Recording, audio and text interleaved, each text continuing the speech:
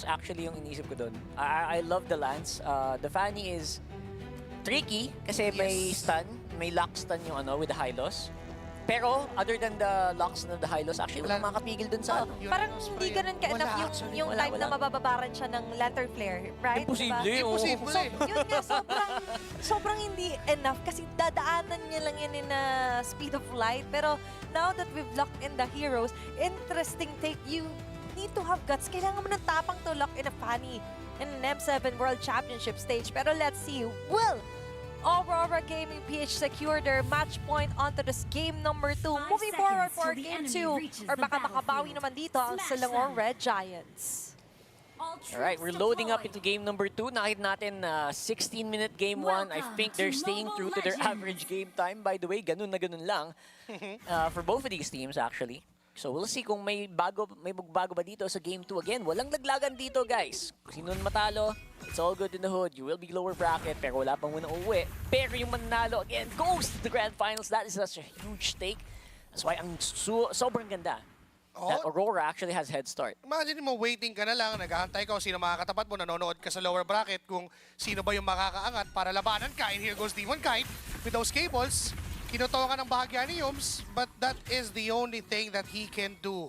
Hindi nila malalockdown ng mabilis unless kaya nilang patayin ng ganun din kabilis. Yes, actually, unless, by the way, may isa pa pala. What? Demon Kite? Hello? Mag-i-invade siya mag-isa? Ba? I guess you don't really expect it.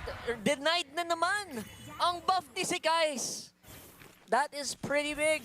That's pretty big. That slows down your level 4. I mean, mag-level 4 pa rin naman before the turtle, pero still, that slows you down. Pagsilip ni si Guys, ang bilis. Asan? Oh my God! Nag-camping daw, nag-camping yung buff niya. Nag-break, umalis. Nagwala na lang tayo na ganon kabilis, biglang. Ang plano pala, sige, guluhin niyo, kukunin ko to. At sobrang bilis din nakuha ni Demon Kite yun. So, that's enough gap para ibigay sa isang Leomord. Again, scaling yan. Kailangan niya ng item, kailangan niya ng mabilis na War Axe para mas makasustain dun sa laban. Pero, how can you do that if Aurora Gaming is doing this kind of rotation? Kaya tamang galawan yung ginagawa dito nila Demon Kite, honestly. Kasi right now, again, Fanny, you want to use your early game advantage as much as possible. One of the scariest early gamers. Pero kita mo naman, si Kais, hindi pa level 4. Lord's already here. They're trying to slow him down. They're trying to get some edge on the map. Pero parang mahirap yatang pigilan. Level 4, there you go. Mukhang ibibigay din naman ng Aurora kasi ang Fanny, ang isa sa mga hero na nagbibigay talaga ng turtle. Kasi mas gusto niyang main objective yung purple buff niya. Ganun naman lagi yung nangyayari kapag mga Fanny. And this time, maaari na naman dumalaw ang Aurora. Yes, Selangor na Giants got that turtle, pero lamang pa sa gold ng Aurora. Actually, despite, di ba, si Demon Kite, hindi niya super nasulit yung advantage niya, no? Kasi no kills happened. To be fair, makuna din yung lineup ng SRG. Mahirap din kumuha ng early game kill. The best you can do really is just slow down yung farm nitong si Kais. Kasi don't forget, scaling yung jungler, scaling din yung gold. May talon doon. Mabubuhat nga lang itong si Light. Mapapunish siya. Doon mismo sa gitna ng laban. Yue, pumasok ulit. Itong si Demon Kite, pero wala siyang mamamataan. Nakakuha ng isa ang SRG. That's the biggest problem here for the mid lane, mid trio nitong Aurora, no? Kasi wala ka talaga tangke. Yung tangke mo nasa taas, busy.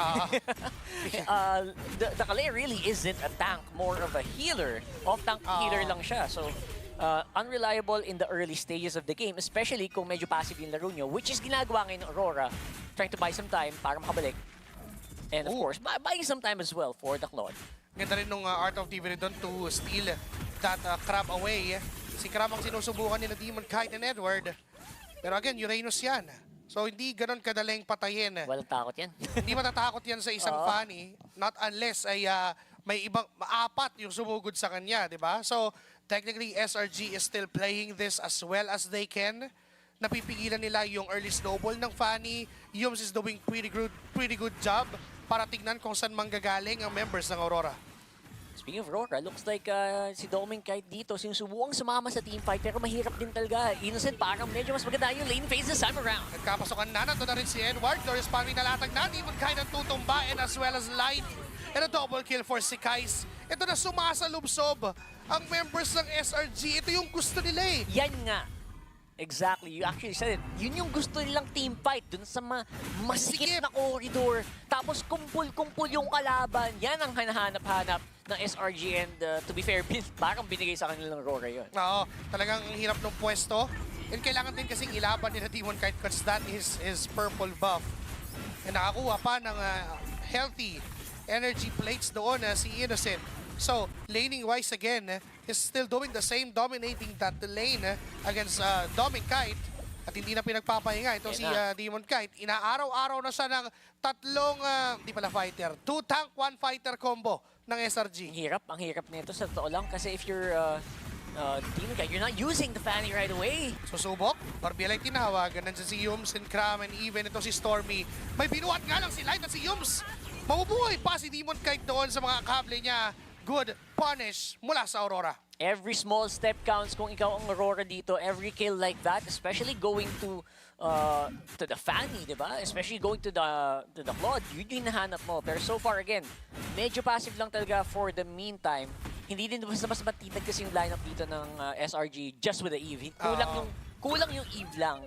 Even combo with the Kalea. Kasi hindi naman ganun ka-burst.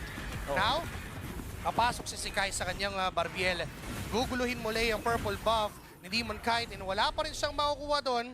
Mapupwersang sumama ng sumama ito si Doming Kite pero wala pa siyang magawa din eh. Hindi pa buo yung items niya. Mas mabilis talagang makakarating si Innocent. Mahaharangan niya pa si Doming Kite. So, this is an early game na sobrang ideal for SRG. Yeah, they're just buying time, no? I think Aurora, na-realize nila na, teka lang, ang hirap palang ihampas ng Fanny sa mga hero na to, no? Wala akong mapita, sabi ni Demon Kite. So I think they are trying to slow it down when they realize na napakakunat pala ng SRG. Hindi pala ganun ka daling pumatay. Oo. Even onto this green camp, pinaparamdam ni Kram at ni Sikai na wala kang libreng makukuha. Lahat kinokontest namin. Nothing is free, everything is earned. So, familiar na. Sobrang hard-earned pa kung tutuusin. Kasi imagine, pag mga ganyang Fanny na, ang dapat mo nang ginagawa, even the orange buff men, ni-retry na Nako. ni Sikai. So no retry for this turtle, pero hindi naman ganun kadali for Aurora na kunin to basta-basta. Medyo magandang ganti yun, I mean, it's not purple, pero it's still a buff and it's still a big chunk of experience na deny mo sa isang Fanny na naiiwan na sa level. By the way, level 10 for Sekais and level 8 for Demon Kite. Kaka-9 lang niya. Kaka-9 lang. Diba? So sobrang taas ng gap. Binigay na nga yung side lane doon sa Fanny. Yun na yung the least that he can do right now. Dahil na-shutdown na-shut off na yung power spike ng Fanny during the early. And this turtle, even without the retribution from Sikai, nakuha na rin. Glorious pathway. Biglang lalaban pa lang yung SRG. Nandiyan yung RWM para pigilan yung engagement. Pero nakatakas at nakalabas na ang mga members ng SRG doon. Tinatampayan lang ni Kram. Pumasok sa iskinita. Itong si Demon Kite pero wala siyang damage. May ipit. Itong si Edward flickering out. Walang namatay. Pero nag-uumapaw ang dominance ng mga Giants. Isang gahampas, lagpas kalahati yung natapyas dito kay Edward. And by the way, Esmeralda na yan. May shield pa yan. So, honestly, medyo nanunuot na yung damage output dito ng SRG, especially for Innocent. Looking very, very good on the Freya, despite not having no kills yet. Well, although maganda rin naman yung naging run ni Doming Kite. Hindi pa naman siya namamatay. Consistent pa yung kanyang farming. Although, hindi lang ganon kataas kasi nandun yung mga threat. And now, Edward, facing Sekais. Naramdaman din si guys na okay, hindi ko pala kaya mag-isa to. So medyo makunat, masakit din yung damage. So tinigilan din niya yung engagement. Now, look at Demon Kite! Pinagsasayawan itong si Sikais. Kaso nakutongan lang sa bahagya. It could have been a kill, but Edward says, let me be the man completing this mission. Kaso nga lang nabuhat siya pabalik. RWM to sa boundaries. Nasa ng mga members ng SRG. May binuhat itong si Light. Kaso nga lang mapipilitin din silang umatras. But here comes again Demon Kite with cables. Onti na lang yung buhay. Kapunti ka pa sa doon. Facing doon. Malaki Doming Kite. Okay. Pero maatras ng Aurora. This is a glimpse of what can happen pag malakihang clash na. Fancy footwork. I like it. I like it. Maganda galawan. Pinapakita sa atin na itong Demon Kite and Doming Kite combination. The brothers, the Kite brothers, showing up strong. Despite sobrang behind na behind sila. They're showing na kaya pa nilang dumi-PS. Nandun yung damage eh. Kaya pang galawan. And for this turtle, for this purple rather, ay makukuha yan ni Demon Kite. Hindi enough yung presence ni Kram at ni Yums para agawin yon. It's just that the threat is there for this Lord. Walang retribution itong si Demon Kite. Possible na madaliin ng SRG, pero nakahanda din naman yung Aurora. Doon din sila nakapwesto. Yeah, 4,000 lamang. Feels like kaya namang pumalag pa rin ang Aurora depending on sino yung ma-isolate nila. Yes. To be fair, mahirap pag-isolate sa line ng SRG kasi incentivize ka na mag-stick together lang eh. Parang lugi ka talaga pag naghiwa-hiwalay ka ngayon. They're gonna try to stick together as 4 here around the left bush mid. Nilalaro. Right! Buhay si Demon Kite. Okay. Paparamdam lang na kaya niyang kumable-kable dahil wala namang pang lockdown ang mga members ng SRG. Ay, Gram! Hinabol pa hanggang dulo. Aray RWM, ko! pumapalag ang Aurora. Si Light sa likod, si Innocent bumabakbak din. Nandyan yung Blazing Duet. Pero naiiwanan yung Lord sa kamay ng SRG. Patay si Innocent. Babagsak si Light. May Lord na 6k yung HP pero mukhang libre na makukuha ito ng SRG. Nice try from Edward going for that Lord Steal. Mini Lord Steal without the red ray. Pero I guess that's all you can do. 5,000 para sa SRG so far. Plus pwede pa yatang bubonus ng mga Torre. I think mauubos yung Torre dito ng Aurora until the maybe second in him. Pwedeng makakuha na yan ng SRG. Lord is down on the bottom lane. Defendable? May purple pa na aagawin pero makukuha pa rin naman to ni Demon Kite. Depensa ang plano ng Aurora Gaming Philippines. They have the damage, they have the squad. Pabuo pa lang yung kanyang Trinity. Wala pa siyang corrosion sight at this point. So yun ang iniintay na power spike ng Aurora Gaming Philippines. Meanwhile, para naman sa SRG, si Sekais ay wala ng problema sa kanyang sustainability pero nagkakaroon na pala ng gulo. Blazing naman yung ginamit ng PMI out. Atras sa mga members ng Aurora. May glorious pathway pang nilatag. Etong si Yums. Dediretso, kakable, susubok, titingin, sasawsaw. Pero hindi bababad ang mga members ng Aurora. I think they don't really have a choice. Pwede lang gamitin yung Holy Defense pero Aurora trying to save it. I think you just leave that at this point. Waiting for the next wave, I guess. And yeah, they're gonna try to go for something here. Ito na naman. May binuhat itong si Light. Kaso na pa Crimson, Bigon lang, papalayo. Ito si Stormy. Nandun na rin si Barbiel. Tinawag na ni si Kais. Basag yung Torres sa gitna. Dinedepensahan lang ng Aurora yung kanilang mga inhibitor turrets. And now, Demon Kite trying to steal a kill. Pero wala pa siyang magawa. Hindi niya masakta na members ng SRG. Yeah, umulti na papalapit. And honestly, it's so impressive yung ginagawa dito ng SRG. Again, knowing their strengths, kahit may mga muntikang moments, although dumulas na nga itong si Innocent kanina doon sa taas, it still feels like sobrang solid yung grupo nila pag sila ay magkakasama. Napakasakit! Aray ko po! Enough na pala yung isang kotong plus tawag ng kabayong si Barbiel para patayin itong si Demon Kite na wala ngayon yung jungler ng Aurora Gaming Philippines. The rest of the members trying to still defend that inhibitor turret on the middle lane. Malayo itong si Demon Kite. Alam to ng mga members ng SRG, kaya pasukan na. RWM ay ginamit. Glorious pathway in and dyan. Talunan pa atras si UA ay naipit na. Mawawala agad yung mid lane ng Aurora Gaming Philippines. Edward, Light, and Demon Kite doing it all to defend their inhib turrets. Pero kakayanin pa naman makapag-clear ng wave, but then they can't manage yung sustainability ng SRG. Again, medyo gets ko yung ginawa ni Yue doon. Tiniis na lang niya yung sakit. Alam niya da-dive in siya kahit nasa base siya kasi needed to clear the minions. Yes. Kailangan niya maklear and then okay lang mamatay siya doon, mission success. Pero, again, you're giving so much gold to SRG na magdidikit-dikit lang naman. So far, with a 7k gold lead, I would say siguro tig-isang items na lamang nila. No? Halos ganun na. Halos 2.5 BOD. Mga ganun na. Sakit niyan. Ang item lead. Tsaka si all Guys, gold lead. nambubutas na si Guys. Sakit nung Isang katusok. combo, no? Yung Barbiel, tapos may kasamang tusok. And I doubt Aurora Gaming Philippines will try and steal this Lord away. Na they can see Demon Kite sa baba. Malayo at ibibigay na rin talaga yung possession. Aurora Gaming Philippines, ang kanilang gustong gawin ay mag-defend na lang muna ng base. The Sea Halberd, I guess that's gonna help. Pero again, yung efficiency ng Fanny, no? Yung efficiency ng Fanny, yung value niya, yung power spike niya, I think medyo lumagpas na. Whoop! Whoop! Hahuntingin ka niyan. Uy, uy, uy! And this is Stormy. Again. Okay, makakataka siya. Ay, wait lang, hindi pa! Apat na miyembro yung nag-abang! Hindi na kinaya ng mga kable para mabuhay pa.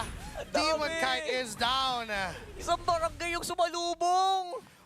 Sa unang kanto, nandun si Kais. Pangalawa, nandun si Stormy. Pangatlong kanto, dalawa na si Yums. And even itong si Cram, sila yung nag-aabang, nag-charge na yung Lord. Down middle lane. Apat na miyembro ng Aurora ang dumidepensa ngayon at sumusubok na depensahan ang passive. Pero may mga nakap na magbumula. Kaya Go. place in duet mula kay Dominic, kind of Man of Nature. Flicker papapalayo. Hindi makatower lang ang buong tropa ng SRG. Pero sinisimulan na ngayon pa isa-isa. Yums is gonna go down.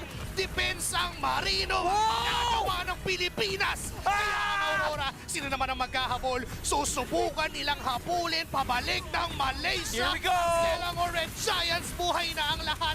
Nandiyan din si Limon Kite. Yung may mawawala sa kamay ni Innocent. May mga shield pa, makakatalon, makakaatras. Pero sabi ni Edward, ako na. Double kill ka, pero masya-shutdown ka. Buhay pa rin ang Aurora. Semi-wipe out Cram. All alone to defend. Pero again, wala nang makuha yung Aurora doon. Nagulat lang ako. Nakaya naman palang ganun. Kaya palang sabayan. Ngayon si Cram. Okay. Sinilip niya. Akala mo meron, Demon Kite? It's a prank. It's a prank! Si Cram alam niya, oops, anong ginagawa mo dyan? Wala kang buffs dyan, boy. Tinira talaga yung maliit na butete. Magaling, magaling. SRG talaga. Alam nila. They know the drill. Oo. Nanood to ng TV, ng history. Nakita na natin yung ginawa ni Wise. Napaulit-ulit niyang iniiwan yung bulati lang. Well, high-level MLBB na may funny, expect mo nang gagawin talaga yan, I guess. Pero, again, it's just so good to see here. Oop, nakuha, hindi man kahit. Pero lalaban, ngayon ang mga members ng SRG, may ipin sila sa loob ng RWM pero papapagsakin agad itong si Juve. Unti-unti nang nawawala ang Aurora. Dominican is down. Line, mawawala ang immortality. Si Edward ay solong kinukuha lahat ng damage ng mga members ng SRG. Now, here goes Demon Kite. Susubok na tumulong pero wala siyang magawa. Tumingin lang siya at sumilip at nakita niyang nawala si Edward. Kumable, umisa, dalawa, tatlo, pauwi ng passive. Pero may mga minions na kasama ang SRG. We will have a series. The Giants took down Aurora in Game 2.